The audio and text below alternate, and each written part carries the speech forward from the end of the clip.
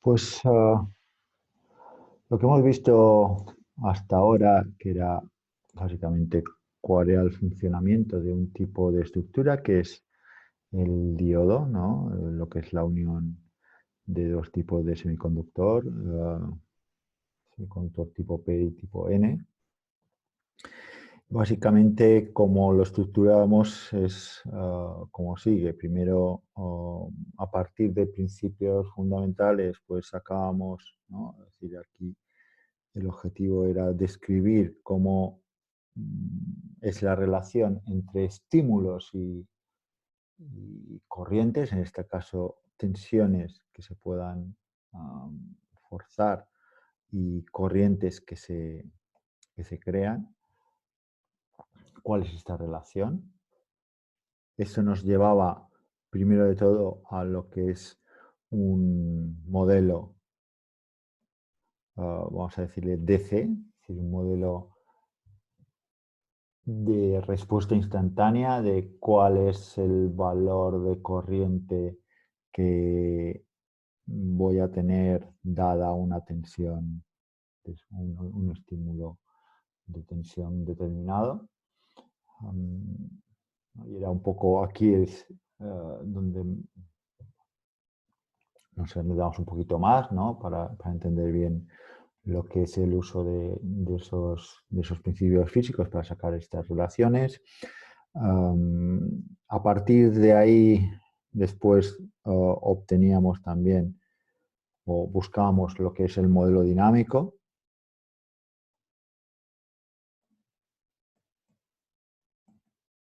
Un modelo dinámico general, ¿no? Um, que básicamente descompone el dispositivo en uno de dependencia temporal y otro de respuesta instantánea.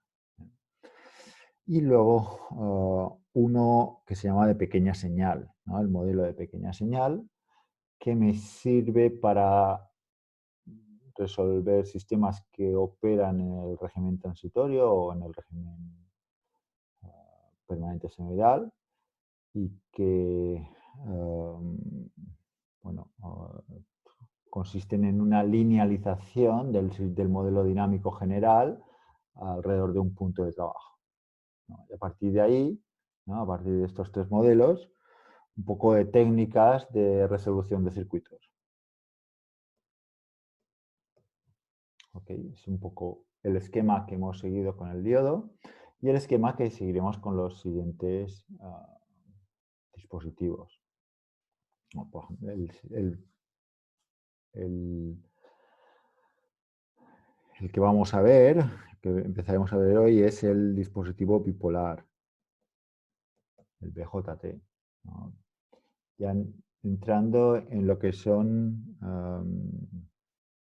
elementos de más de dos bornes, ¿no?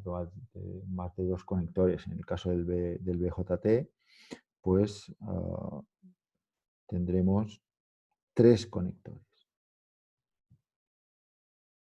En el caso del transistor MOS, pues tendremos cuatro conectores. En este caso, puesto que tenemos tres terminales para el bipolar, al contrario que en este de aquí, que solamente tenemos dos y por lo tanto en este primer punto obteníamos una curva de características de corriente voltaje, ¿no? Que era esta de aquí, ¿no? Esta de la exponencial. Y solamente teníamos una. Pues ahora, puesto que tenemos tres terminales, vamos a tener no una, sino varias perspectivas de corriente en función de estímulos. En concreto, para este terminal, pues podremos definir además varias corrientes, no solamente una. Esto se le llama el emisor, el colector y la base, y yo voy a tener lo que se llama una corriente de base, lo que se llama una corriente del emisor y lo que se llama una corriente del colector. Y tensiones, pues tendré, por ejemplo, la tensión emisor-base, ¿no? La que hay entre aquí y aquí, o la tensión emisor-colector, la que hay aquí, entre aquí y aquí. Es decir, la cosa se me complica a la hora de hacer un análisis más simple ¿no? de descripción de funcionamiento del dispositivo, porque no solamente voy a tener una curva, voy a tener varias. Por ejemplo, aquella que me relaciona la corriente de colector con la tensión voltaje emisor, ¿no? Tendré una corriente de colector en función de la tensión de emisor colector.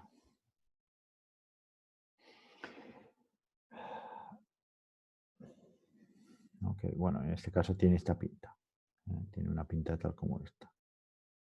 ¿Vale? Luego veremos el por qué, pero tenemos este tipo de curvas y luego también, por ejemplo, este tipo de curvas. La corriente IB, por ejemplo, en función de la tensión emisor base, que se comporta pues, similar a un diodo. Más aún, podré tener en una misma gráfica no solamente una curva corriente-voltaje, un minuto.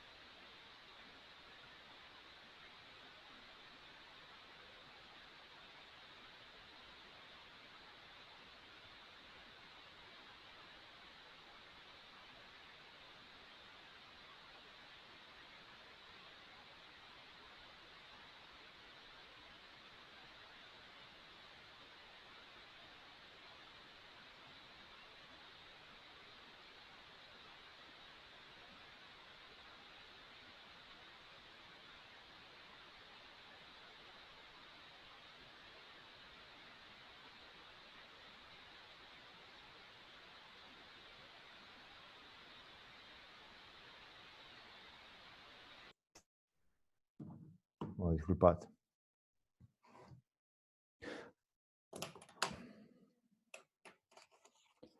Bueno, el caso es que yo lo que voy a tener es eso, distintas curvas.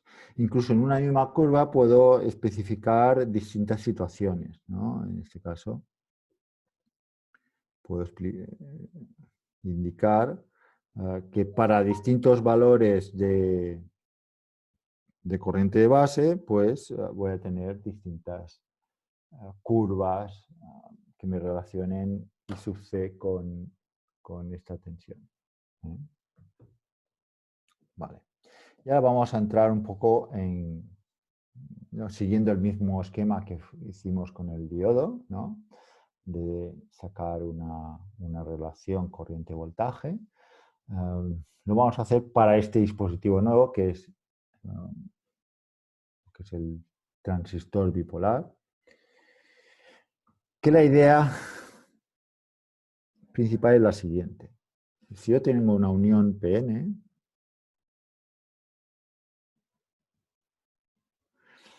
como sabéis, justo en medio tenemos lo que es la zona de vaciamiento, donde tendremos pues una densidad de carga determinada y un campo eléctrico también determinado, ¿no? Este sería el campo eléctrico. El campo eléctrico impide que se me difundan electrones hacia la zona P y huecos hacia la zona E. Los mayoritarios se quedan ahí confinados. Si yo aumento o polarizo en inversa esta unión, es decir, pongo más tensión en la zona N que no en la P, pues lo que hago es redundo y creo un campo eléctrico más fuerte dentro de la unión, ¿no? Y a priori, si esto se trata de un sistema aislado, o simplemente en la unión PN con dos terminales, lo que es el diodo, pues en esta situación de tensión inversa, pues no me va a pasar corriente, porque la corriente va a ser algo muy, muy pequeño. Bueno, pues si yo de alguna forma soy capaz de inyectar portadores dentro de esta zona de vaciamiento, ¿no? Si yo pongo aquí pues un hueco, pues un electrón, pues automáticamente se van a ver acelerados y repelidos hacia las zonas en donde estos serían mayoritarios, ¿no? Pues creo que yo tengo aquí un campo eléctrico muy fuerte, sobre todo si me voy a una tensión en inversa. La idea del bipolar es buscar una forma de poder inyectar corriente dentro de esta zona de exclusión y aprovechar este campo eléctrico. Es un poco la idea. Otra forma de inyectar portadores aquí en medio sería por inyección lumínica, es decir, me incide aquí una serie de fotones, crean pares de electrones hueco y se me crea una corriente de esa iluminación, ¿no? Entonces, he convertido formación lumínica en corriente eléctrica. En el caso del bipolar, el principio es el siguiente. Yo esta unión, lo que hago es, mejor la pondremos,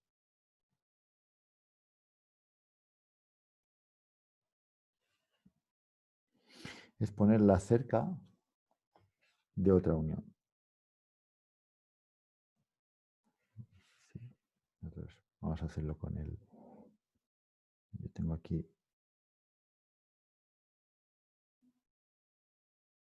esa unión, PN, inversa,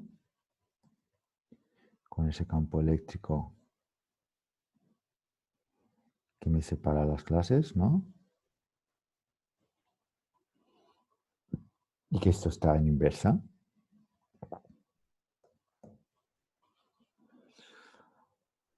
Lo que hago es cerca de la unión, creo otra unión PN. En este caso aquí tendríamos todo esto es una zona N, todo esto sería una zona P, y aquí pongo una zona P+. Es decir, aquí pongo una zona P, pero además con un extra de dopaje en relación a los otros dos. Y fuerzo que esto esté en directa. Es decir, aquí pongo una tensión positiva, más en la zona P que en la zona N, de forma que aquí, en lugar de aumentar el campo eléctrico, lo disminuya. Lo que tendré es pues, un campo eléctrico más pequeñito. He disminuido el campo eléctrico natural que separaría aquí zona P y zona N. Y lo que tengo es que el gran volumen de portadores, ¿no? Aquí esto se suele llamar emisor, ya empezamos con la nomenclatura, ¿no? Entonces, esta zona P inicial se llama emisor, a esta zona N intermedia en sándwich se le llama base, y a esta zona P menos dopada que esta zona P del emisor se le llama colector C. Por tanto, tenemos emisor, emisor, base, colector. Pues aquí lo que hago es desactivar el campo eléctrico que me separaba de esas clases, doy rienda suelta a la difusión, ¿no? Y por tanto, aquí los minoritarios huecos, pues yo tendría una cosa como esta. Esto sería, a ver si tengo un vídeo.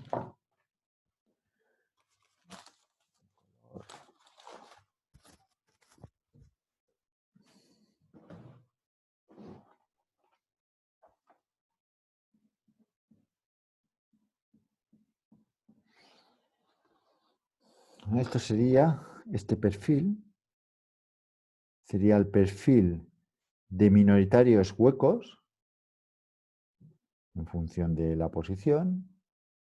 Vamos a vamos a definir este punto como el punto 0, ¿vale?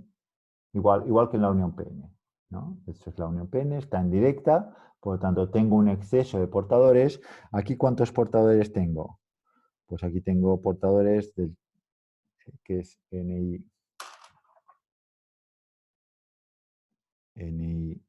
cuadrado entre el dopaje que tengo de donadores en la base, que eso lo definiré como NB, N sub B se define como los donadores, el dopaje de donadores que tenemos en la zona N intermedia, por E elevado a V entre VT, en donde V es esta tensión de aquí, que ahora le llamaré tensión emisor base. Esta V será tensión emisor base. Aquí tendría unos térmicos de minoritarios, que esto es los P en la base, que serían Ni cuadrado dividido por N en la base. Me repito, aquí en medio yo tengo mayoritarios electrones, porque son N. ¿Cuántos? Pues N sub P. Y aquí tendría unos mayoritarios electrones en la base, que es igual a N mayúscula sub B, que es el dopaje que ponemos de donadores dentro de la zona N. Por otra parte, tendríamos unos minoritarios térmicos que por la ideación de masas serían estos de aquí, muchísimo más pequeñitos que N sub B, naturalmente. Esto es mucho más pequeño que los mayoritarios que tenemos justo aquí en la zona intermedia. Puesto que hemos quitado esta barrera de potencial, hemos aumentado este perfil de portadores sobre los térmicos. Ahora, los minoritarios hay bastantes más que antes. ¿Y cuántos, en qué medida los he aumentado? Pues en esta medida. Son exponencialmente dependientes con la tensión directa que estoy forzando aquí. ¿Cómo lo estoy forzando? Pues porque en el fondo tengo tres conectores. Un conector, ¿no? Y ahora para no poner más trazas en este dibujo, voy a poner, a ver, esto de aquí. Vale.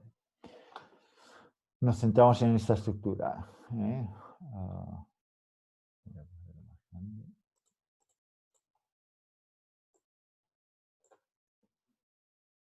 Una estructura, un semiconductor tipo N,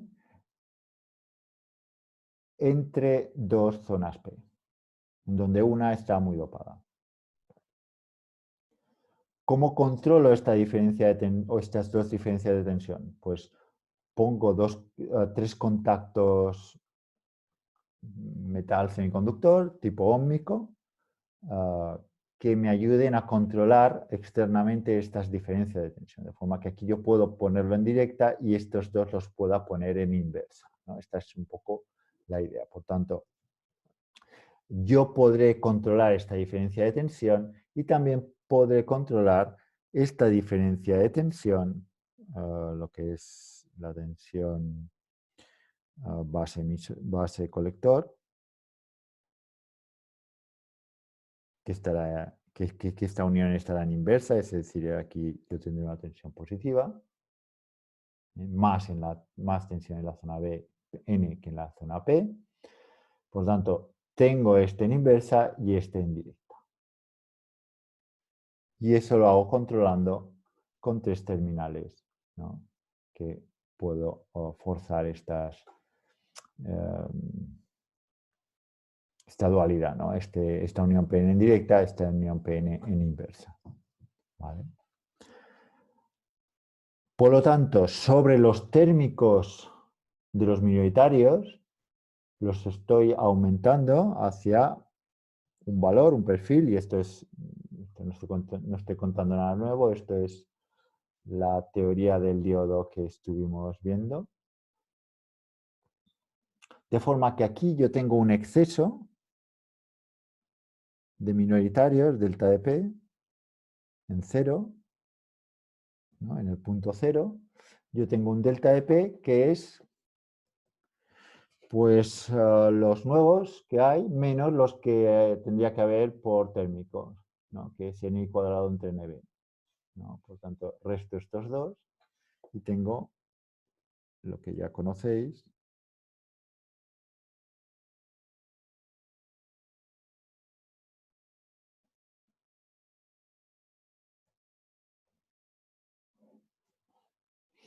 Esto sería un poco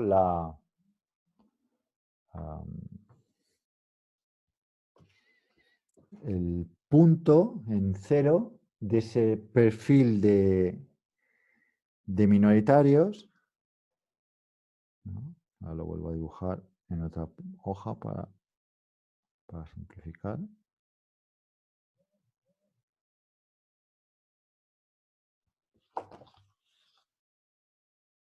¿No? Esto es zona N, zona P más zona P.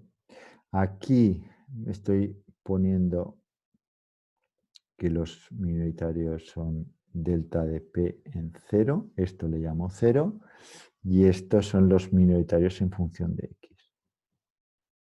Puesto que esto está en inversa, aquí prácticamente son los térmicos o cero. Es decir, si la tensión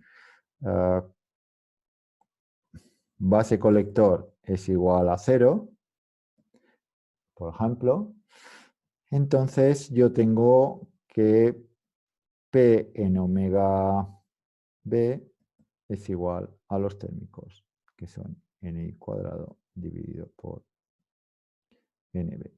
Una cosa tal como esta. Aquí son los térmicos. Y este punto le he llamado omega sub b. Normalmente esta omega sub b se hace mucho más pequeñita que la longitud típica de difusión de los minoritarios. Con lo cual yo tengo un perfil de distribución lineal, ¿no? Es decir, el p de x, ¿no? Lo puedo expresar como una función lineal. Una pendiente, que en este caso sería negativa, más una constante. ¿Por qué? Pues porque tengo lo que se llama una zona de un trozo de semiconductor de canal corto. Ya aquí tendríamos densidad de carga prácticamente cero, aquí no hay prácticamente campo eléctrico. Lo que sí hay es un perfil de minoritarios, ¿no? Asimétrico, bueno, con una determinada pendiente, forzado porque este está en directa. Y he aumentado aquí, sobre térmicos, he aumentado este perfil hasta un valor X. ¿Cuántos tengo aquí? Que sería mi segunda condición de contorno. Pues si la tensión base colectores es cero, pues yo aquí tendría los térmicos, n cuadrado entre nb, que es esta base. Y aquí tendría el delta dp en cero.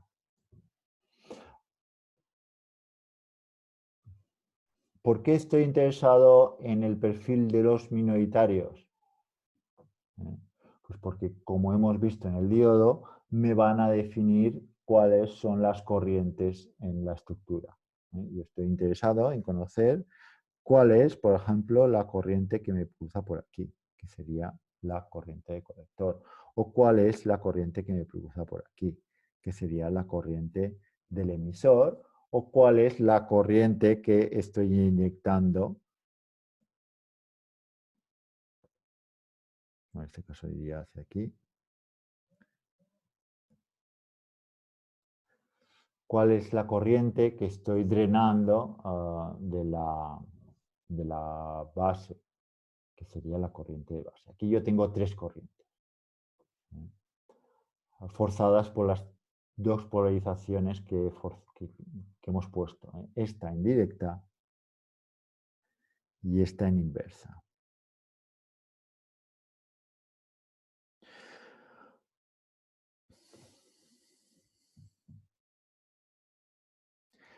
¿Cuál es el perfil de minoritarios en la zona P+, en el emisor?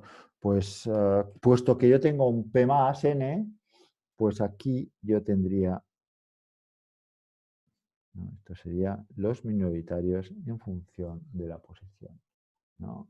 A medida que me alejo, tienden a un valor que son los térmicos, que es n cuadrado dividido por n sub e.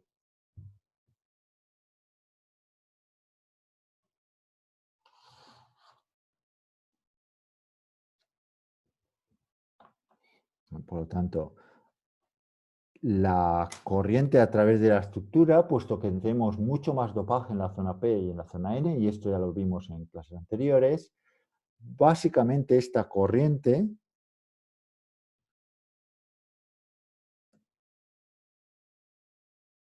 más o menos la podemos decir que es igual a la corriente de difusión de minoritarios huecos en la zona N. 0 más. Sabemos que aquí tendríamos una J de difusión de electrones en 0 menos, ¿no? Esto sería la corriente que cruza toda la estructura, pero puesto que hay esta simetría, pues podemos decir que este es mucho más pequeñito que este. Recordad las explicaciones que vimos en vídeos pasados, que debido a que yo tengo aquí este P más N, entonces el dopaje de aceptores en la zona del emisor va a ser mucho más grande que el dopaje de donadores en la zona N, que es, lo llamo N sub B. Pues debido a esto, pues yo tengo aquí que este perfil de minoritarios electrón libre es mucho menos pronunciado que el perfil de minoritarios huecos en la zona N. ¿Esto por qué? Pues porque aquí hay muchos huecos. Por difusión ocupa mucho más volumen que no los electrones que vienen de aquí, que es debido a estos NB, que son mucho menos que los emisores, que por difusión, pues sí, inyectan electrones libres, inyectan más minoritarios de los que habría por agitación térmica, pero no tantos como los que inyectan los huecos. Esto es un poco el perfil asimétrico de minoritarios que crea una unión P más N.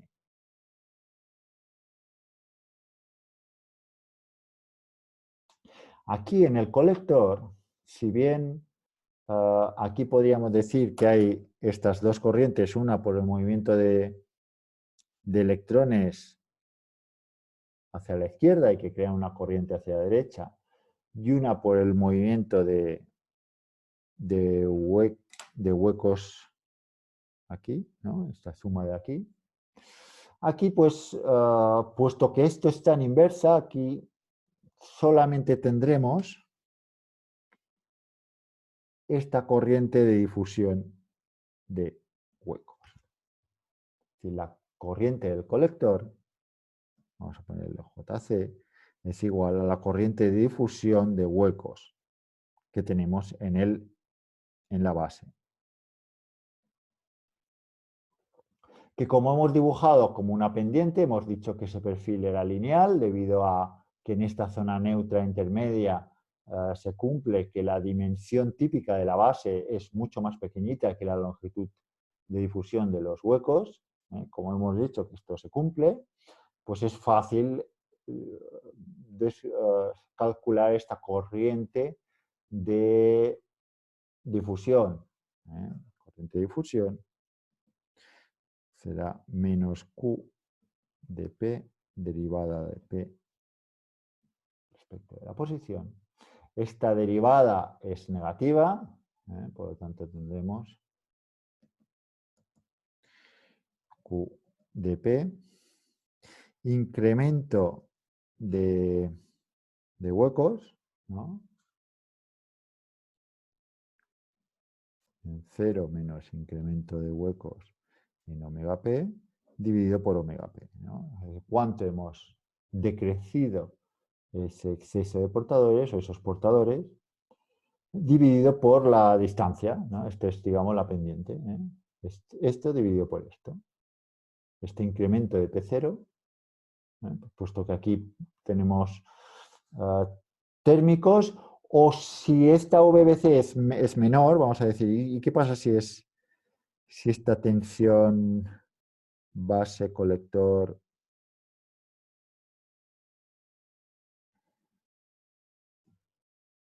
¿no? Esta tensión base-colector es mayor o igual a 0, ¿no? Quiere decir que que estamos en inversa. Pues aquí tendríamos una dependencia exponencial, ¿no? Esto sería P en omega P, sería E elevado a menos VBC entre VT. Por lo tanto, si aumentamos la tensión en inversa, lo único que hacemos es disminuir esta condición de contorno. Los minoritarios huecos al final de la estructura de la base.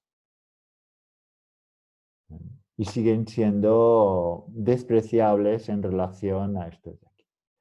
Por tanto, no importa mucho ahora para estos cálculos si esto es exactamente igual a 0 o es mayor a 0. El caso es que esto no está en directa, sino que está en todo caso en inversa. Y podemos calcular esta pendiente, ¿no? Como este delta de P0 dividido por omega B.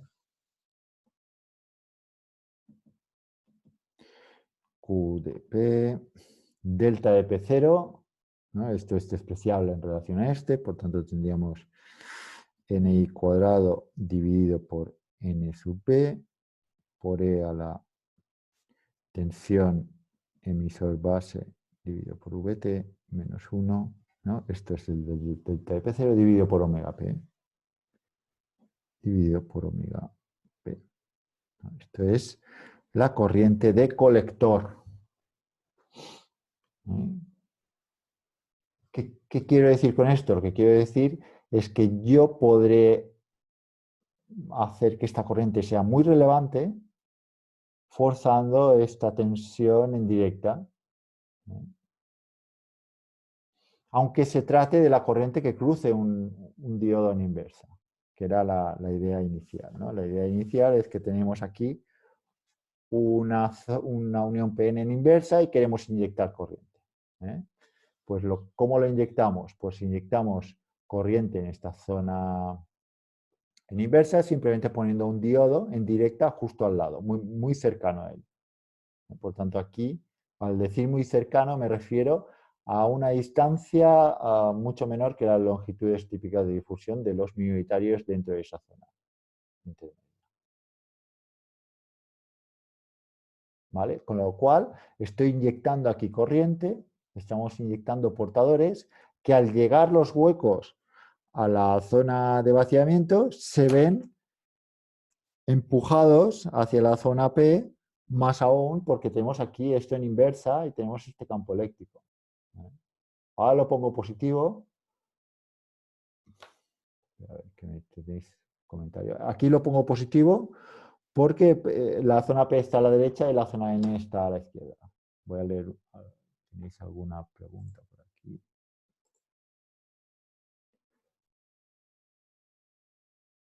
Vale, me decía Aina que no se está oyendo nada. No sé si esto es así. A lo mejor ha sido en el momento en el que... No, fue antes que no se oía, ahora Vale, vale. sí. Vale. Una cosa, en la ecuación que has escrito de JC, en vez de omega B, nos tocaría hacer omega P. Ay, omega B. B, exacto. He puesto una P, esta sería omega B. Sí.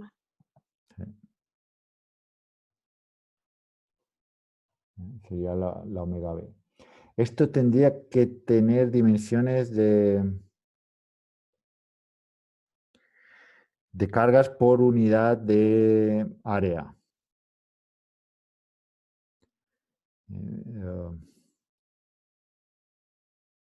Estos son centímetros cuadrados por segundo, estos son culombios y esto de aquí tiene unidades de centímetros a la menos 4, ¿no? Por tanto, en principio es correcto. Porque esto es concentración, que es centímetros a menos 3 dividido por centímetros, centímetros a menos 4. En total, esto sería amperios por centímetro cuadrado. Me cuadra. Sí.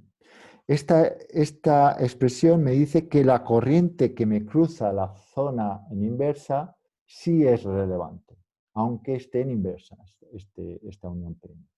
Y es relevante porque yo le estoy inyectando portadores, en este caso huecos, que cuando llegan a esta zona en inversa, pues van hacia allí donde en principio son mayoritarios, que son en la zona P. ¿No? Con lo cual llegan hasta aquí, pues por difusión, y cuando llegan aquí, pues por arrastres, pues más aún siguen. ¿No? Y se mantiene esta corriente a través de la estructura, ¿no? En este caso de emisor a base y de base a colector.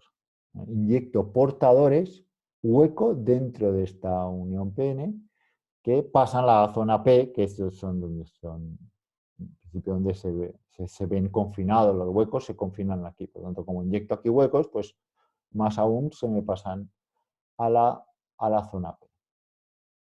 ¿Vale?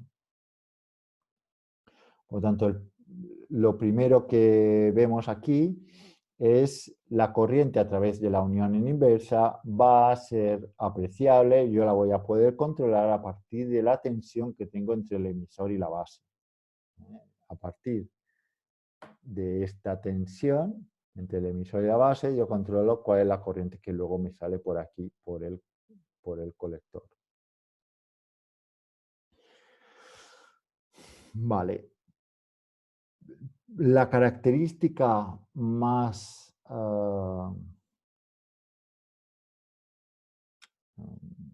digamos, más relevante del bipolar es la relación que se crea entre esta corriente de base y esta corriente de colector. Y es que la corriente de colector será una réplica amplificada de la corriente de base. Esto lo podemos poner con las Is o con las J. Es decir, yo tengo una relación en donde esta beta pues, suele ser del orden de 100, 200. Y esto es constante, es más o menos constante. Dependerá de los dopajes que he puesto, pero bueno, de los dopajes, o más bien de los tiempos típicos de recombinación de portadores y de transición a través de la estructura, ahora lo veremos. Pero la idea es que es un valor constante que me dice eso, que la corriente de base magnificada la tendré como réplica en la corriente que me sale del colector, con lo cual hay un efecto de amplificación.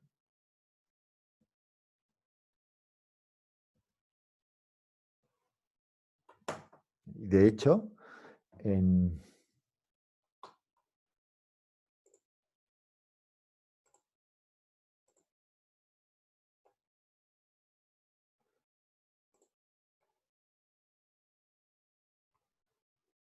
perdón, y de hecho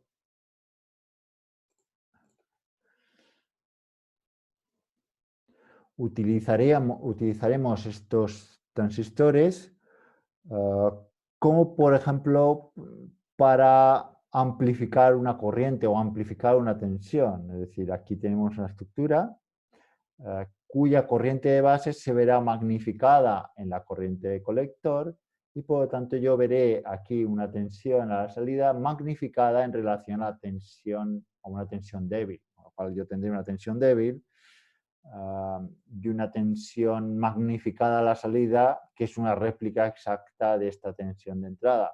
¿Por qué? Pues porque tengo esa relación de magnificación entre la corriente de colector, que es una copia más grande de esta corriente de base. ¿Cuánto? Por ejemplo, en este ejemplo que veremos otro día, es del orden de 200.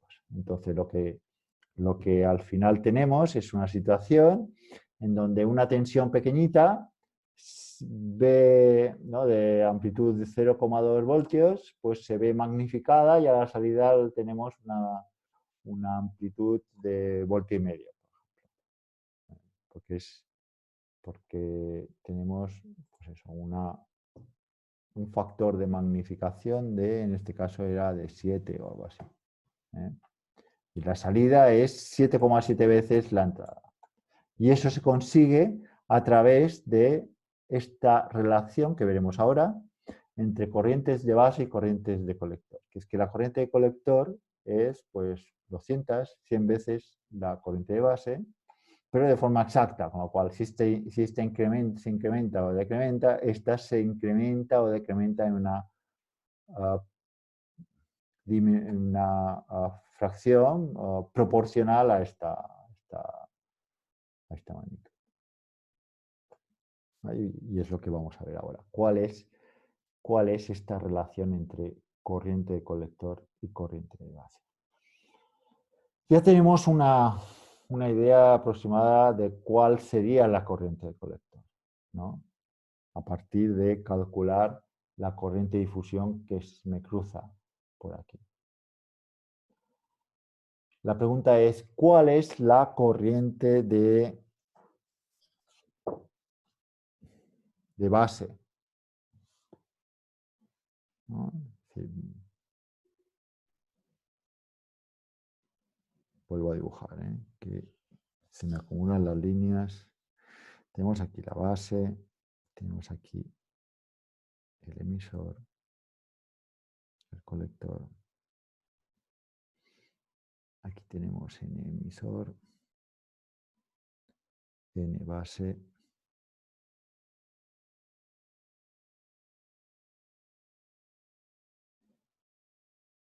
N colector.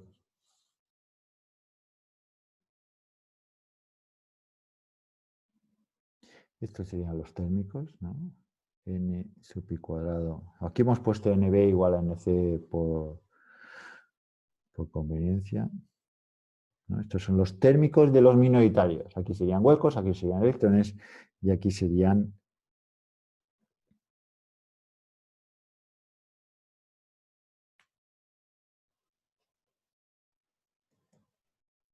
otra vez electrones.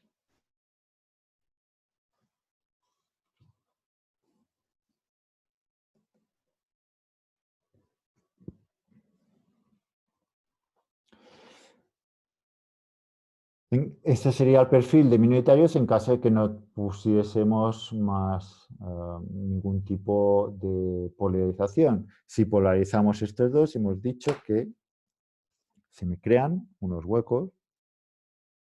Esto está en inversa y esto está en directa, ¿no? De forma que aquí tengo delta de P en 0. Y aquí tengo más o menos los térmicos. Y estos huecos vienen de la zona P+. Esto es zona P+, esto es zona N y esto es zona P normal. Esto lo he puesto en directa, eso quiere decir que la tensión emisor-base es positiva.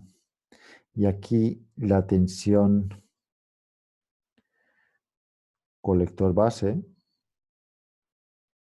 es negativa, queriendo decir que la unión PN está polarizada en inversa. Ese es un poco el régimen de operación normal de un bipolar. Este en directa, con lo cual hemos quitado zona de vaciamiento, y este en inversa. Aquí tengo el campo eléctrico, ¿no? Que me está forzando que los que vengan minoritarios hacia aquí, pues sigan su camino y lleguen hasta aquí. Es decir, que no se ven repelidos.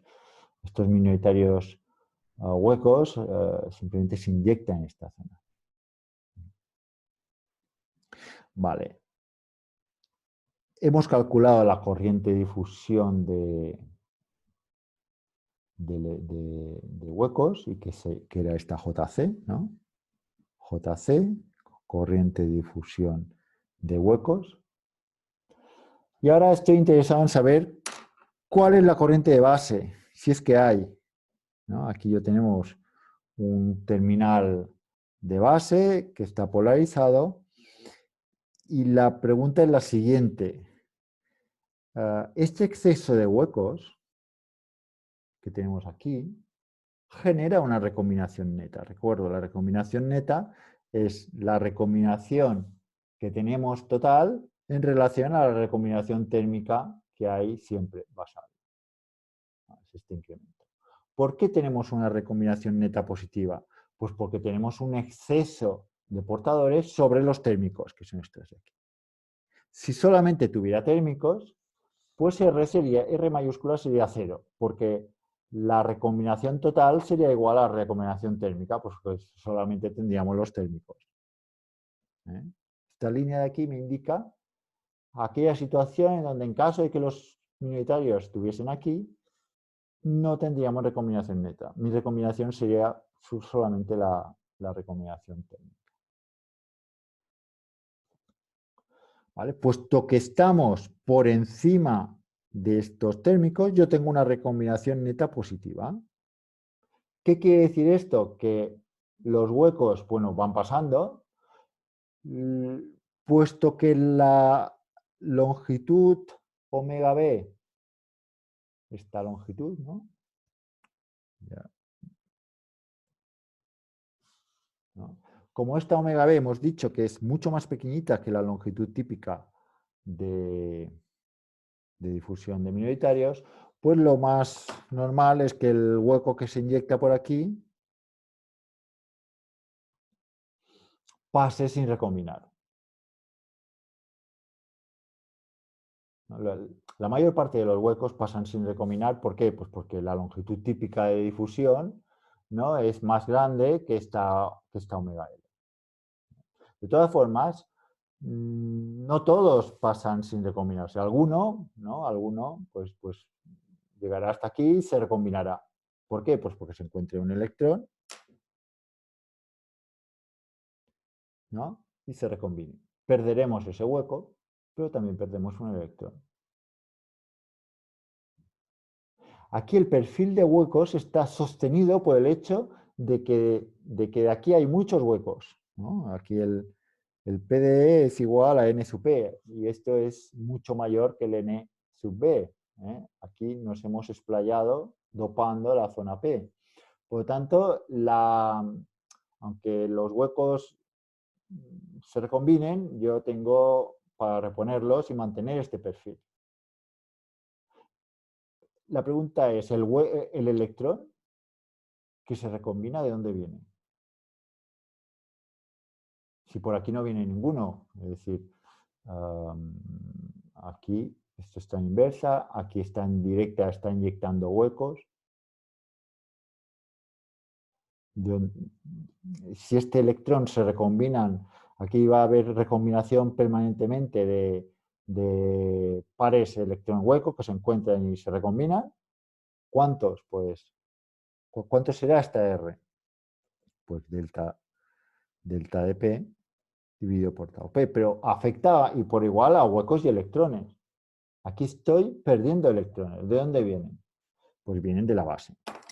Aquí yo tengo que proporcionar los electrones a medida que se van perdiendo. Es decir, pierdo electrones, por tanto se vuelve más electropositiva y al ser más electropositiva, pues absorbe los electrones necesarios para reponerlos, porque al final esto sea neutro. Para que al final esto sea neutro. Es decir, este metal sirve como reservorio de electrones que proporciona aquellos necesarios para mantener este perfil.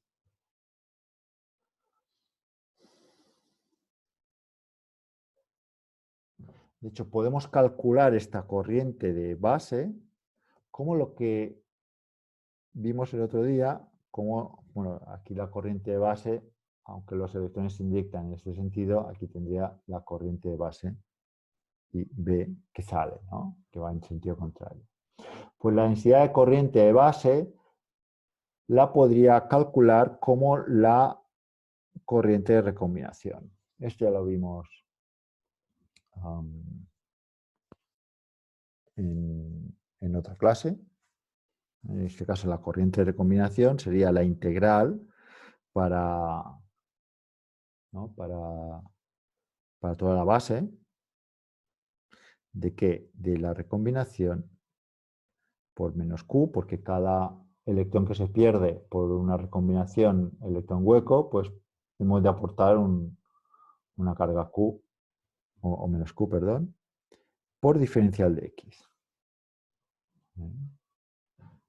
Es decir, esto me dará la velocidad con la cual voy perdiendo electrones y tengo que aportarlos.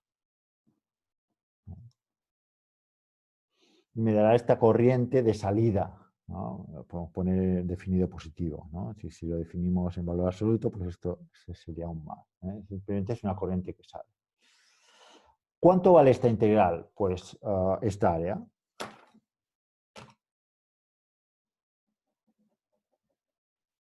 Esta área por encima de técnicos. Por tanto, tenemos Q por un medio de la base por la altura.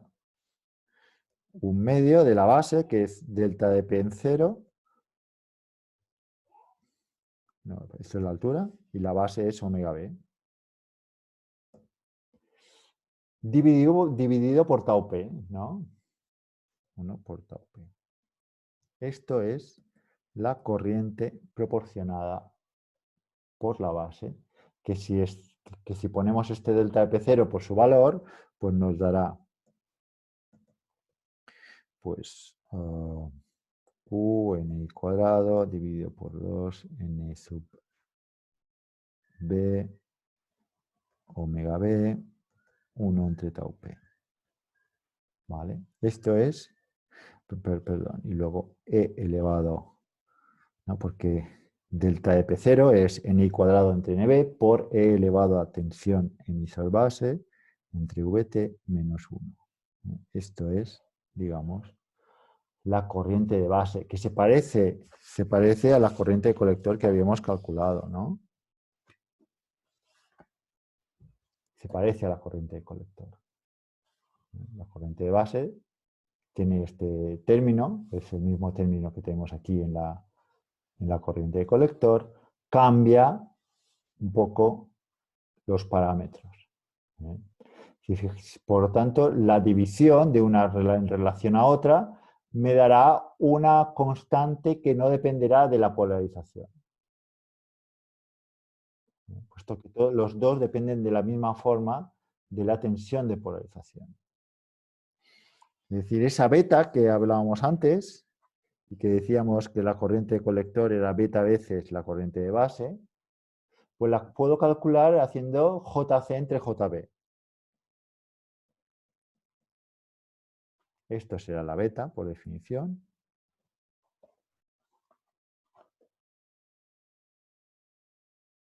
¿Vale? Y lo ponemos. Aquí abajo ponemos este de aquí. QNI cuadrado, omega B, entre 2NB, 1 entre tau P. Tau P es el tiempo típico de recombinación de minoritarios huecos en la base, por esa dependencia con la polarización. Y arriba, pues arriba tengo que poner este. Arriba tengo que poner este, lo ponemos. Q de P Ni cuadrado entre NB por E elevado a tensión emisor base entre VT menos 1 entre omega sub B. Ya lo hemos puesto. Esto es la beta. Aquí puedo simplificar la dependencia con la polarización, como comentaba. Puedo simplificar Ni cuadrado entre NB. La Q. El omega B pasa aquí dividiendo y tenemos omega B cuadrado, ¿no? Es decir, el beta, la Q y la Q se van, ¿no? Pues la beta será dP, que es mu sub PVT. Recordad, esta es la relación de Eisel. Lo podría haber puesto así, pero así recordamos formulario. dP, que es mu sub P por VT, dividido por omega B al cuadrado y multiplicado por tau P.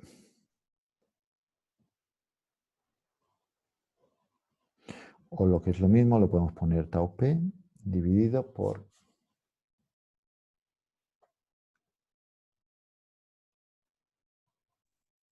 Perdón, José Luis, ¿y el 2? C, el 2 tiene que estar, ¿no? El 2 tiene que estar aquí multiplicando. Lo ponemos aquí como 1/2 de omega B cuadrado entre mu VT.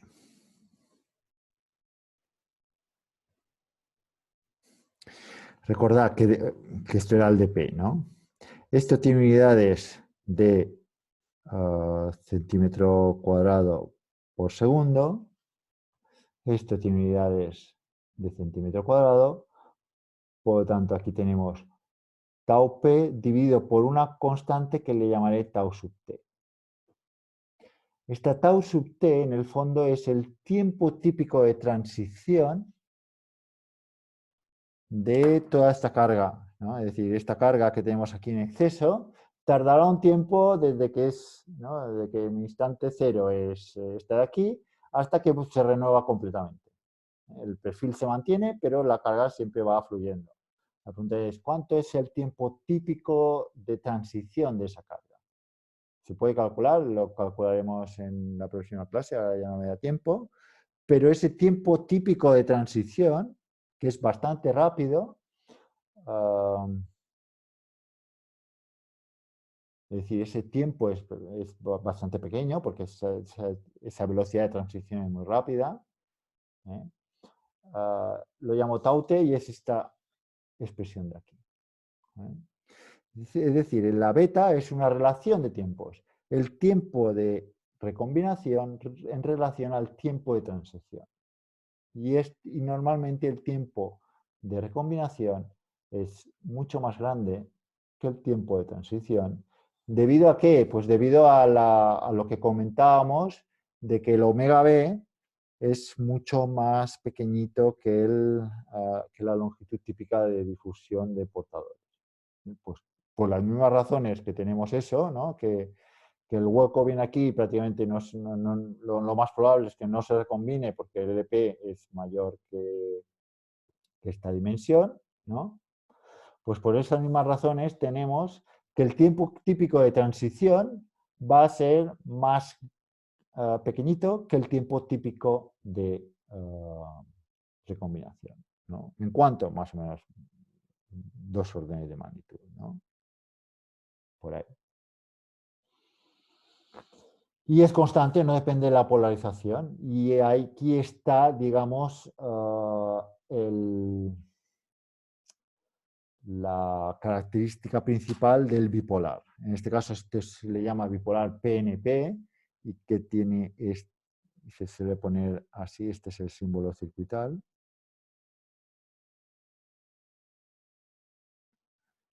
Base, emisor, colector. Lo que tenemos es una corriente de base que se ve replicada, ¿no? O magnificada en la que me sale por el colector en un factor 100, 200, lo que sea. Porque siempre la relación entre corriente de base y corriente de colector es esta relación entre dos tiempos típicos, el tiempo típico de recombinación y el tiempo típico de transición de la carga a través de la estructura. Y no depende de la polarización. Por tanto, es una constante y tendremos eso. ¿Para qué sirve? Pues para para amplificar tensiones pequeñas, las puedo, digamos, magnificar a través del uso de este tipo de dispositivos, que es una de las cosas que también iremos viendo durante el tiempo, ¿no? Y no sé si tenéis alguna pregunta.